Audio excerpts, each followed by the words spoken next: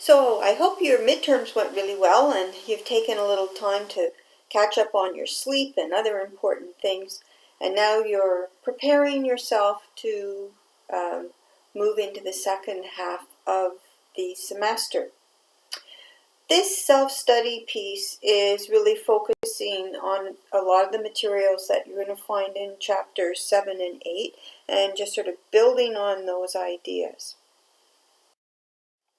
We're going to talk about, first of all, the stages in the negotiation process, and then we're going to talk about the process of negotiations.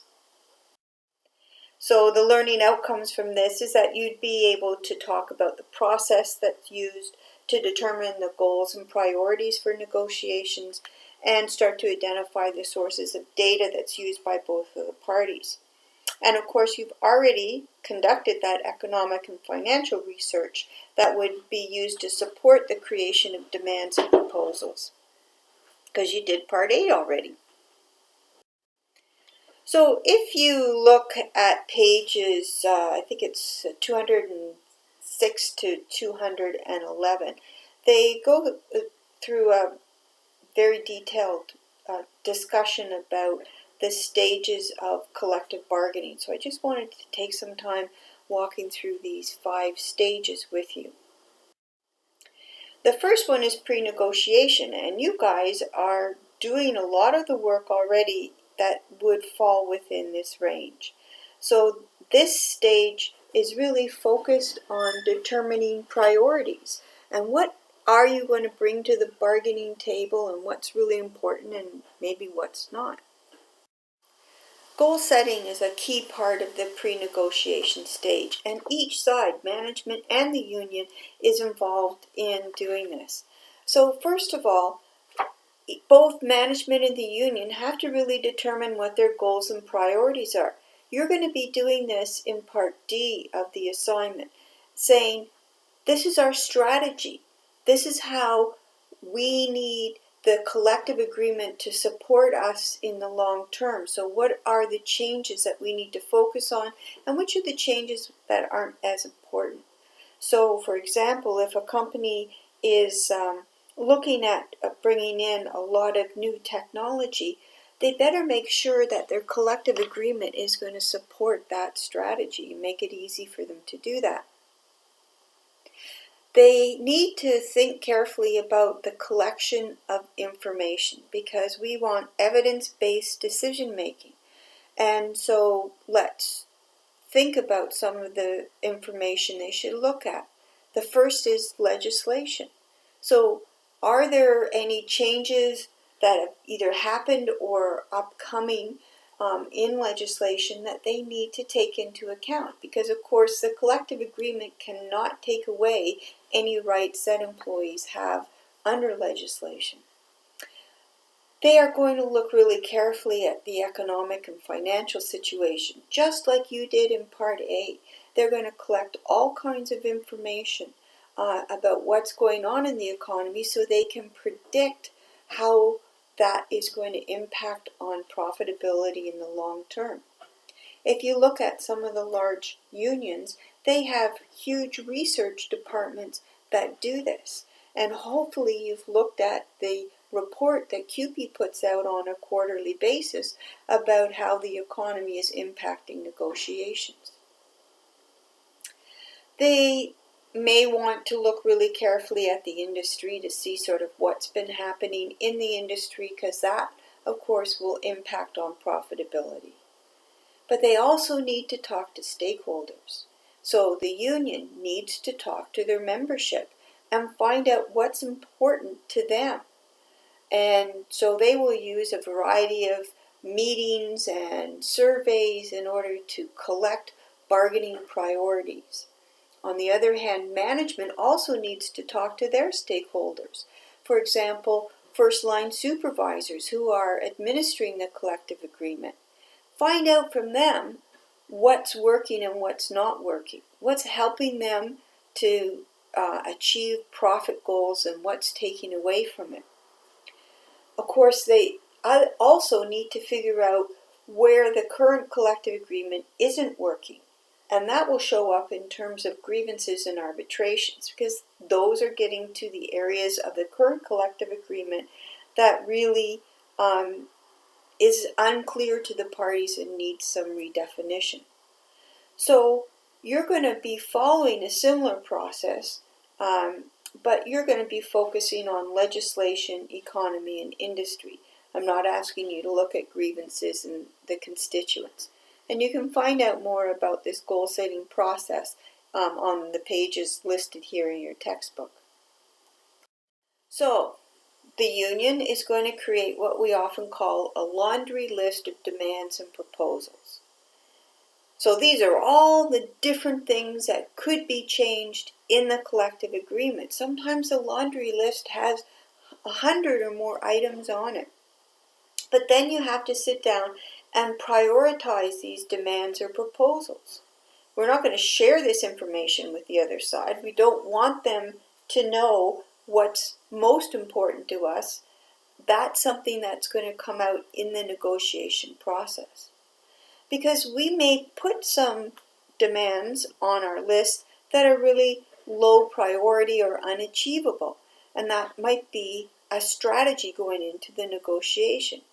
So this will address some of the stakeholders' needs. So for example, if there's a very strong person in the union membership who has made a recommendation for a change to the collective agreement, we may want to put it on our list of demands, even though we know we're not going to get it, just so that person sees it there. We may put demands on there to hide our real priorities until we're ready to reveal what our priorities are. Or we may be planting seeds. So we know that this demand is not going to be doable at this point in time, but we need to plant the idea so the other side becomes more used to the concept and accepting of it in the long term. Stage 2 is about establishing the negotiation range. So that's where the parties are going to meet and exchange their offers. And this whole process, and the next stage as well, is really based on the whole premise that the negotiation process is a give and take process. And that's what's underlying the concept of bargaining in good faith. So we have to come to the table, be open and honest about the facts, and we have to come to the table with the goal of reaching a contract that's agreeable to all of the parties. And in order to do that, we need to give and take. Once we accept an offer, it has to be something that we can commit to, and we can't withhold important information that might impact on the other side's response. Bargaining in bad faith sometimes can be really hard to define, because sometimes it's really difficult to differentiate between bargaining hard at the table and bargaining in bad faith. There's a list of possible things that the labor relations boards will see as being bargaining in bad faith. And if either party feels that this is happening, they can make a complaint or a charge of bargaining in bad faith to the labor relations board. Stage 3 is about narrowing the negotiation range, and that's that whole discussion. So this is why having all your research is really important. You have research on your articles, you know where you're trying to go, and you're going to use the research to try and persuade the other side to make changes. It's going to be a give and take process, so we're going to be prepared to move from our initial to our target position. We know we may be pushed as far as our resistance position, but we're not going to go beyond it. So understanding how far we're prepared to move will help us understand and try and narrow that negotiation range. Stage 4 is crisis. So being under pressure, there's a deadline approaching, the strike or lockout deadline's coming, there's a lot of pressure, we're trying to get something worked out. Sometimes just the pressure isn't enough, and so we are forced to go out on strike, or the company will call a lockout. But that's the crisis. That's why a lot of collective agreements really aren't resolved until the 11th hour. And our final stage is ratification. So once the parties have come to an agreement as to what the changes will be to the collective agreement, then each party has to take those changes to their constituents and let them vote on it. So the union takes the changes to their members, explains what they have achieved and what they've not been able to achieve, and the management negotiation team will take it to the senior management team, and they get to vote as to whether or not to accept this tentative collective agreement. Now let's look at a negotiation process that sort of takes these stages into account. So normally the process is pretty straightforward.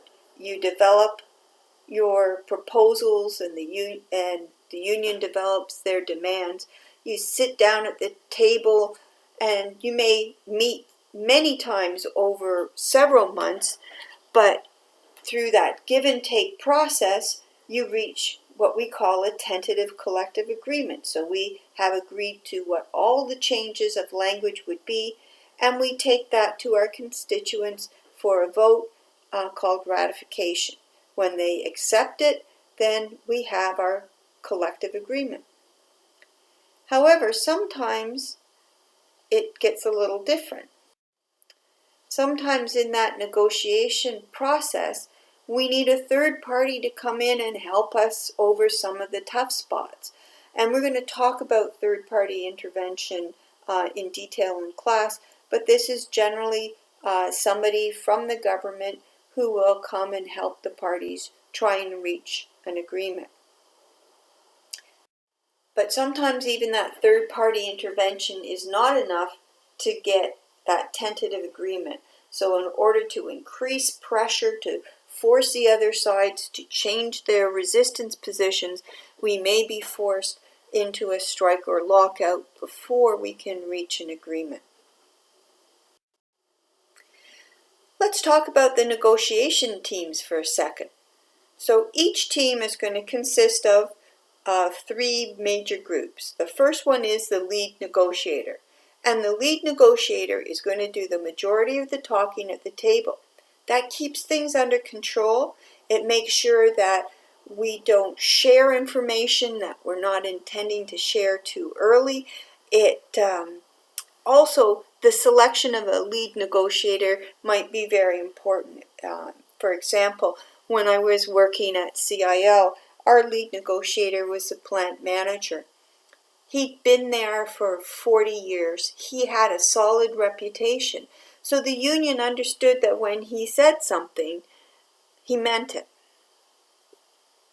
Now, we don't send out that lead negotiator on their own. Although they're doing the talking, the committee is critical. So they're going to bring representatives from different places that bring different expertise to the process. And if you look in Chapter 7, they talk about some of the people who typically will be put on these teams in order to help with this negotiation process. And then we have the constituents. So those are the people who get to vote on the tentative agreement. So in the case of the union, it's their members, and in the case of management, it's their senior management team. So this is just a picture showing some of the negotiation teams from it's a negotiation between the Treasury Board and and their union. And so you can see I've circled the 2 lead negotiators, which, hey, they're women, which is kind of exciting. And then the rest of the group are there to support those lead negotiators. Now, when we're negotiating, of course, we know there's going to be conflict between union and management, but there's also something very important called intra-organizational bargaining. And that's the bargaining that happens within the negotiation teams, which happens, hopefully, only when they're in caucus. As a team, union and management, when they're meeting each other, they want to present a solid front. But when they're in caucus, there may be significant differences between the members in terms of what they think are priorities. And so there might be a lot of conflict as they try and reach agreement about what is the best collective agreement at that point in time. So as you're participating in the negotiation simulation, you may want to take some notes about these different stages, the different processes that are happening during the negotiations. Was there a point where you felt there was a crisis, that the teams were not going to be able to reach a collective agreement? What were the different roles of people at the table, and how did it impact on the negotiations? All these kinds of things make wonderful data for your reflective paper, which is the final assignment in the course.